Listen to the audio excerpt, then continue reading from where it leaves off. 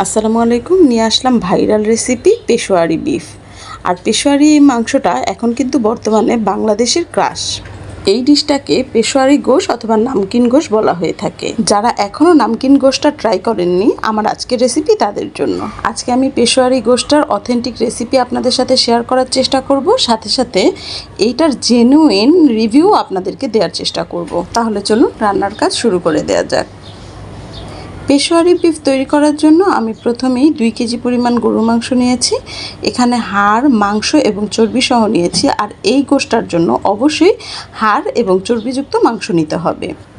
আমি খুঁজে খুঁজে একটু রক টাইপের যে মাংসগুলো থাকে, রক থাকে মাংসগুলোর ভেতরে, সেই মাংসগুলো নিতে চেষ্টা করেছি। এই মাংসতে পেশোয়ারি বিফটা অনেক বেশি ভালো হয়।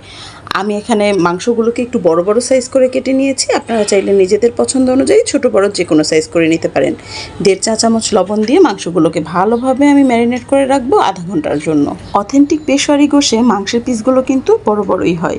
এই কারণে আমি মাংসের পিসগুলো বড় বড় রাখতে চেষ্টা করেছি।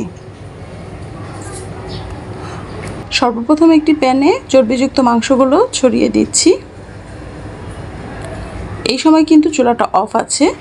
প্রথমে আমি সব কিছু গুছিয়ে নিব, তারপর চুলাটা অন করে দিব। যেহেতু আমরা এই মাংসে কোনো প্রকার তেল ইউজ করব না, তাই এখানে তেলযুক্ত মাংস অবশ্যই নিতে হবে। মাংসগুলো গুছিয়ে দেওয়ার পর আমি এখানে দিয়ে দিচ্ছি কিছু বড় সাইজের আলু। এটা আপনারা নিজেদের পছন্দ অনুযায়ী বাড়িয়ে কমিয়ে দিয়ে নেবেন। খোসা ছাড়ানো আস্ত পেঁয়াজ দিয়ে দিচ্ছি 5-6টি। পেঁয়াজের পরিমাণটা আপনারা বাড়িয়ে কমিয়ে দিতে পারেন। আর পেঁয়াজটা কিন্তু মাংসটা হতে হতে গলে একদম গ্রেভির সাথে মিশে যাবে। আরও দিয়ে দিচ্ছি 5-6টি রসুন, আলাম রসুন দিয়ে দিচ্ছি 8-10টি গোলমরিচ। পেশোয়ারি বিফে সাধারণত এই মশলাটা ইউজ করা হয়, অন্য আর কোনো মশলা ইউজ করা হয় না। তেল মশলা কিছুই ইউজ করা হয় না। তারপরও আমরা যেহেতু বাঙালি, আমাদের মন তো মানে না, তাই আমি 1 টেবিল চামচ ঘি এখানে দিয়ে নিলাম। এবার ঢাকনা দিয়ে ঢেকে আমরা মাংসটাকে একটু সটে করে নিব। 10 মিনিটের মতো মাংসটাকে ঢাকনা দিয়ে ঢেকে রাখবো। মাঝে সাঝে এসে একটু উল্টে পাল্টে দিব।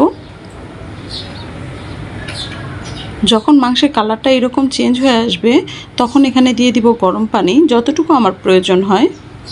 এই মাংসটা আমাদের 2.5 থেকে 3 ঘন্টা চুলার মধ্যে রাখতে হবে আমাদের পারফেক্টভাবে নরম হওয়ার জন্য। এর জন্য যতটুকু পরিমাণ পানি প্রয়োজন হয় আমি দিয়ে নিলাম। আর এখানে অবশ্যই গরম পানিটা ইউজ করবেন। গরম পানিটা না দিলে কিন্তু গোশটা আবার কাঁচার মতো শক্ত হয়ে যাবে।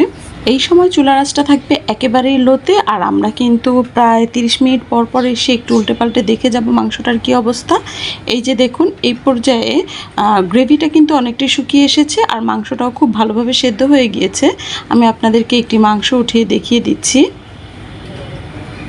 যদি এটা এই পর্যায়ে সেদ্ধ না হতো, আমাদের কাঙ্ক্ষিত সেদ্ধটা যেরকম আমরা চাচ্ছি ওই রকম সফট না হলে কিন্তু আমরা আরও কিছুক্ষণ চুলা একদম লো আঁচে এরকম রেখে দিতাম চুলার উপরে মাংসটাকে।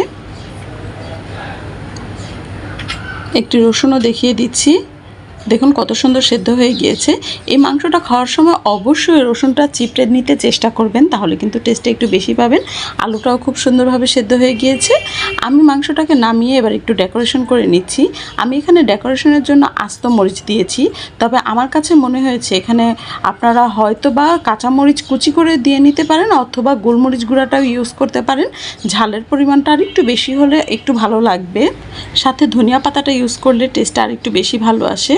তবে ঝালের ব্যাপারটা আপনারা একটু খেয়াল রাখবেন। বাসায় যে যেরকম ঝাল খান, হয়তো বা গোলমরিচের গুঁড়ো অথবা কাঁচামরিচ কুচি করে ইউজ করতে পারেন।